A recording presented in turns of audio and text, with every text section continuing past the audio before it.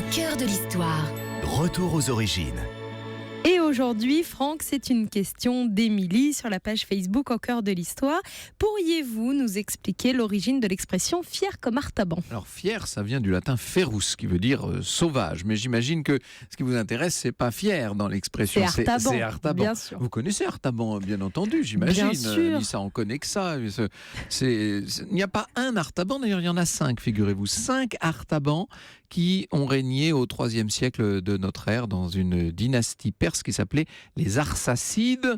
Artaban V, le dernier roi des Parthes, a régné de 216 à 224. J'espère que vous n'oublierez plus ça parce que ça fait quand même partie. C'est noté. Oui, ça fait partie des choses qu'il vaut mieux savoir. Donc, Oui, bien sûr. ça fait partie de la culture classiques. générale, disons-le. Bon, si on dit fier comme Artaban, ça n'est pas à cause de ces 5 Artabans du tout.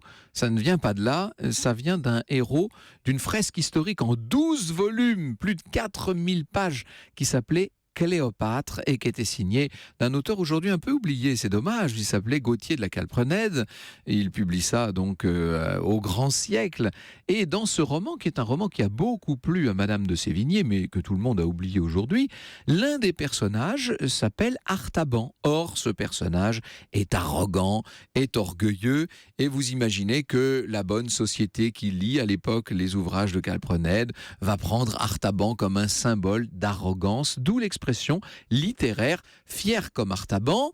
Et puisque nous sommes ici dans le studio Coluche, dans la maison de Coluche, si je puis dire à Europe 1, je me permettrai de vous rappeler que Coluche lui disait tout à fait autre chose. Dans le Clochard analphabète, il disait fier comme un bar tabac.